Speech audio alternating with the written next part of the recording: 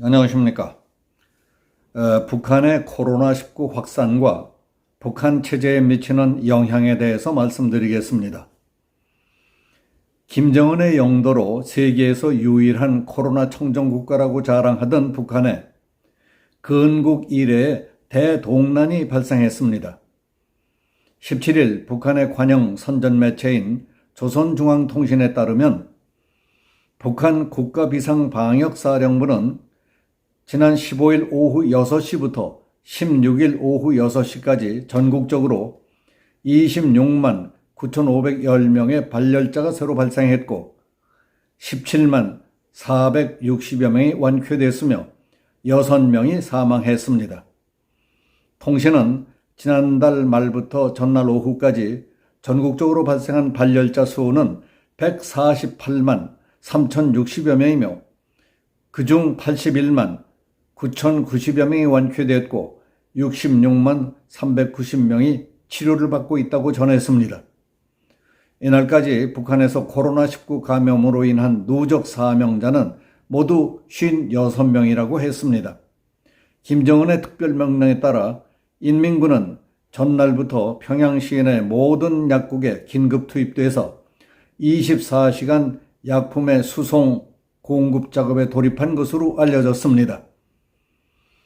윤석열 대통령은 16일 첫 시정연설에서 우리는 코로나 바이러스 위협에 노출된 북한 주민에게 필요한 지원을 아끼지 않아야 한다고 말했습니다. 윤석열 대통령은 북한에서 코로나19가 폭발적으로 확산되고 있는 상황과 관련해 북한 당국이 호응한다면 코로나 백신을 포함한 의약품, 의료기구, 보건인력 등 필요한 지원을 아끼지 않을 것이라고 밝혔습니다. 정부는 이날 백신을 비롯한 의약품, 마스크, 진단도구 등을 제공하겠다는 권영세 통일부 장관 명의의 대북 통지문을 김영철 북한 조선노동당 통일전선부장 앞으로 보내겠다는 의사를 북한에 전달했습니다. 그러나 북한은 아직까지 응답을 하지 않고 있습니다.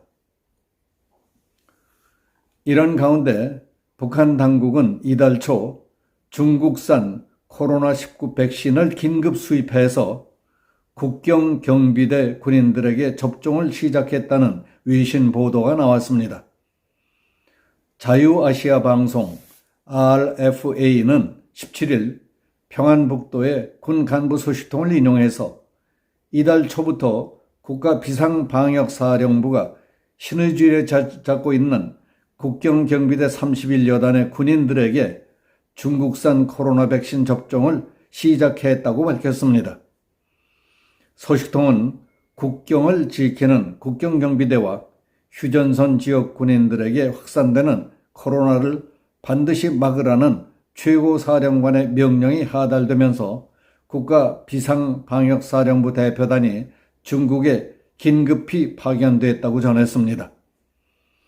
그 소식통에 따르면 중국에 파견된 국가비상방역사령부 대표단은 중국에 상주하는 북한 무역대표부의 협력으로 중국 제약회사 시노백과 접촉했습니다. 시노백은 북한의 백신을 무상으로 지원했다고 합니다. 북한은 지난 16일 항공편을 통해 중국에서 많은 의약품을 실어간 것으로 파악됐습니다. 북한이 남한의 백신 제공은 거부하고 중국에 손을 내민 이유에 대해서 북한군 정찰총국 고위 인사 김국성 씨는 펜앤마이크와의 전화 통화에서 북한은 절대로 남한이 보낸 것을 받지 않을 것이라고 말했습니다. 이것은 본질적으로 정치적 문제이기 때문이라고 말했습니다. 북한 국민들이 죽어가고 있는데 남한 아이들이 보낸 것을 먹여서 살렸다는 말이 나오는 순간 북한의 정치는 파괴된다고 말했습니다. 김국성 씨는 북한 당국은 미국이 제공하는 백신 등도 받지 않을 것이라고 했습니다. 그는 현재 미북 관계가 교착 상태일 뿐만 아니라 미국이 주는 파이자, 모더나 등의 코로나19 백신을 받으면 북한 체제가 뚫리는데 그걸 어떻게 받겠느냐? 북한의 혈맹인 중국도 북한이 미국의 백신을 받는 것을 좋아하지 않는다고 했습니다. 김 씨는 윤석열 정부가 오직 인도주의적 의도만 고려해서 북한 당국에 먼저 백신 제공을 제한해서는 안 된다고 강조하고 있습니다. 남북 관계의 주도권을 또다시 북한에게 넘겨줄 수 있다는 지적입니다. 그는 북한이 언제 남한에 백신 달라고 문을 두드렸느냐? 인도적 지원을 위해 북한에 백신을 제공해야 한다는 것은 정상적인 사람들에게는 100번 지당한 말이지만은 북한은 그렇지 않다고 강조했습니다. 북한은 사람이 10만 명이든 30만 명이 죽어나가도 전혀 상관하지 않는 세습 독재 체제라며 고난의 행군 때에 100만 명이 죽었어도 소리 없이 가만히 벽을 보고 죽었다. 그러나 김정일은 대량 아사 사태를 오히려 선군 정치를 세우는 기회로 삼았다. 북한은 자본주의 사회와는 완전히 다르다고 강조했습니다.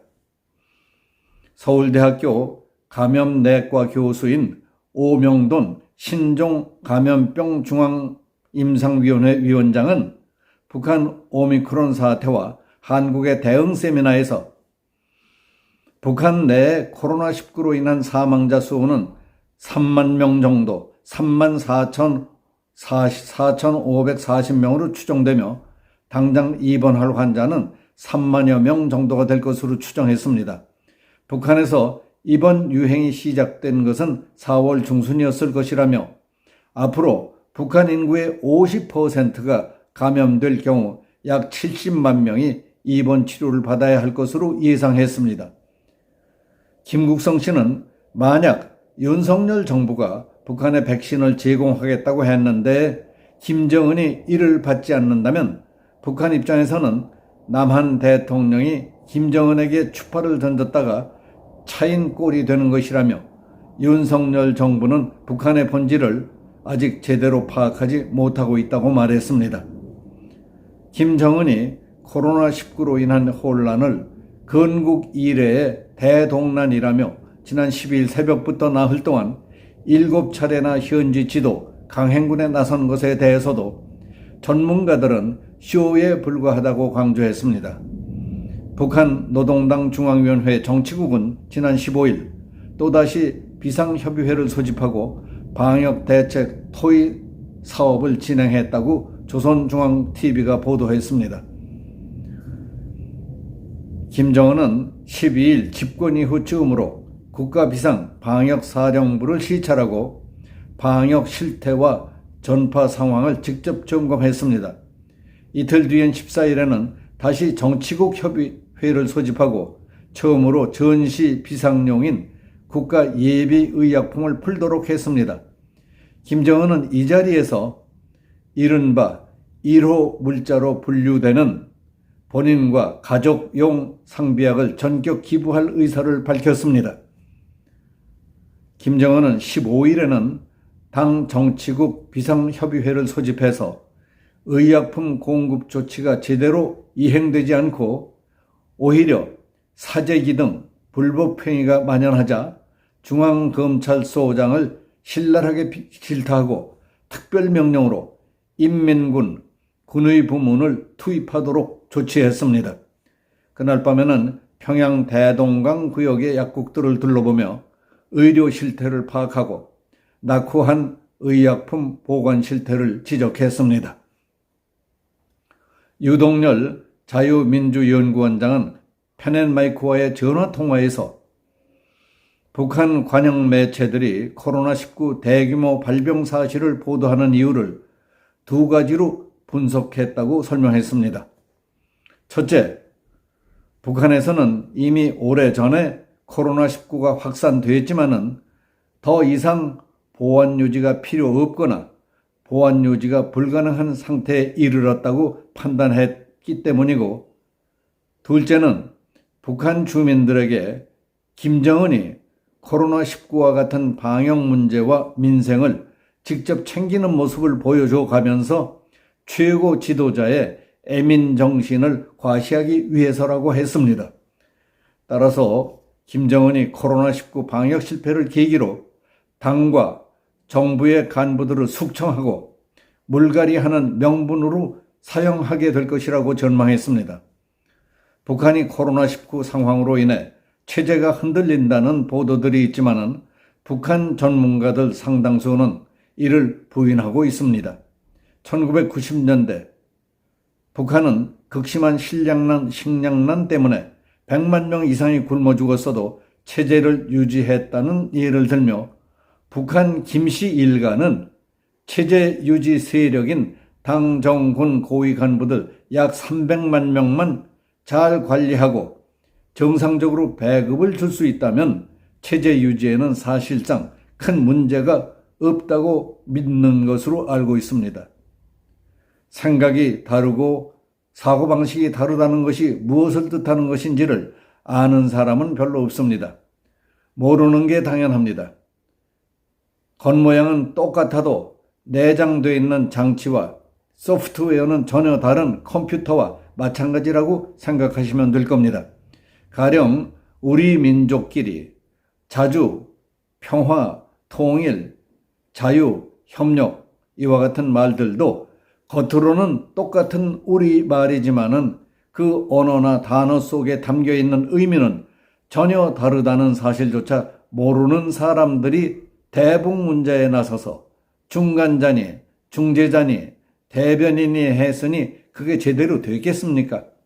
100% 이용만 당하고 우리는 거덜나고 만 것 아닙니까? 여기서 마치겠습니다. 감사합니다.